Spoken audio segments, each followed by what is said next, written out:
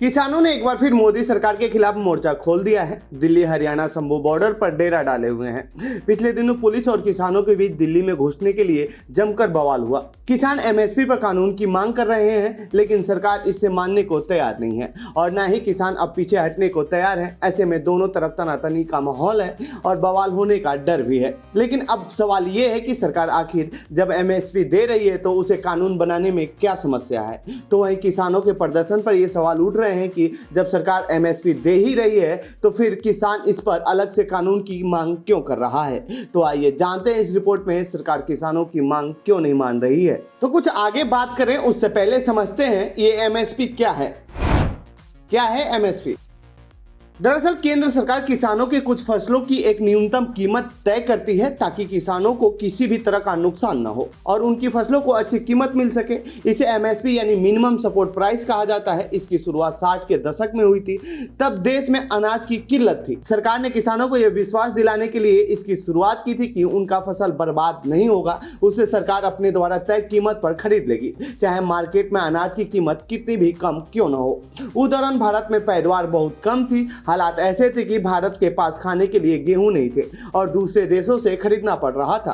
तब लाल बहादुर शास्त्री ने जय जवान जय किसान का नारा दिया था। सबसे पहले सरकार ने गेहूं पर एमएसपी देना शुरू किया था। सरकार किसानों से गेहूं खरीदती और उसे पीडीएस यानी सार्वजनिक वितरण प्रणाली के तहत गरीब जनता तक पहुंचाती थी। सबसे पहले सरकार ने गेहूं पर एमएसपी देना शुरू किया था। सरकार किसानों से गेहूं खरीदती और उसे पीडीएस यानी सार्वजनिक वितरण प्रणाली के तहत गरीब जनता तक पहुंचाती है। ऐसा अब भी किया जाता है।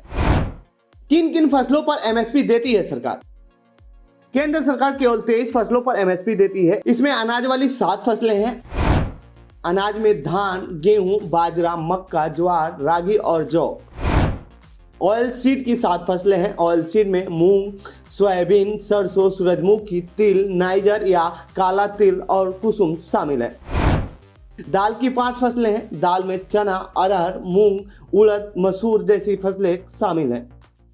इसके अलावा सरकार गन्ना, कपास, जूट और नारियल पर एमएसपी देती है, लेकिन उसके लिए पैसा सरकार नहीं बल्कि चीनी मिलों को देना पड़ता है। चीनी मिलें तय कीमत में कोई आनाकानी नहीं कर सकती हैं क्योंकि गन्ने को आवश्यक वस्तु अधिनियम के आदेश के तहत ला दिया गया है, इसीलिए उचित मूल्य देना अनिवार्य होता है। इस तरह सरकार के जिम्मे 22 ही फसलें आती हैं जिस पर एमएसपी देना होता है।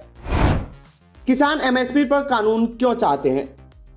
एमएसपी देना सरकार की नीति यानी पॉलिसी है, लेकिन कानून नहीं है। नीति को सरकार जब चाहे अपनी मर्जी से बदल या रोक सकती है। इसमें संसद में वोटिंग की जरूरत नहीं पड़ेगी और ना ही किसान इसके खिलाफ कोर्ट जा सकेंगे। अगर एमएसपी के लिए कानून बन जाता है तो सरकार तय फसलों पर एमएसपी पर खरीदने के लिए मजबूर हो जाएगी। फिलहाल सरकार एमएसपी किसानों को बचाने के लिए देती है। जैसे कि हमने आपको बताया, सरकार जब एमएसपी तय करती है तो इस बात का ध्यान रखती है कि किसानों को उनकी लागत का 50% रिटर्न मिल जाए। लेकिन कई जगहों पर कई सरकारी मंडियां एमएसपी पर अनाज खरीदने से मना कर देती हैं। ऐसे में किसानों को एमएसपी से कम कीमत पर अनाज बेचना पड़ता है और उन्हें बड़ा नुकसान होता है। अब इसके लिए कोई कानून तो है नहीं, इसीलिए किसान अदालत भी नहीं जा सकते। तो वहीं एमएसपी पूरे देश भर में लागू नहीं है। कई राज्यों में इसके अलग नियम है, जैसे बिहार में पैक्स चलता है, जिसकी वजह से किसानों को समस्या होती है और उन्हें एमएसपी नहीं मिल पाती है। यही वजह है कि किसान चाहते हैं कि एमएसपी के लिए कानून बना दिया जाए। सरकारी खरीद एमएसपी पर हो, जो ऐसा ना करे उसे सजा मिले। साथ ही अन्य फसलों को भी एमएसपी के दायरे में लाया जाए। सरकार एमएसपी पर क्यों नहीं लाना चाहती है कानून? देश के आर्थिक आंकड़े बताते हैं कि एमएसपी पर कानून लाने का मतलब सरकार का दिवाला निकलना हो सकता है। वित्त वर्ष 2020 में कृषि उपज का कुल 40 लाख करोड़ रुपए था।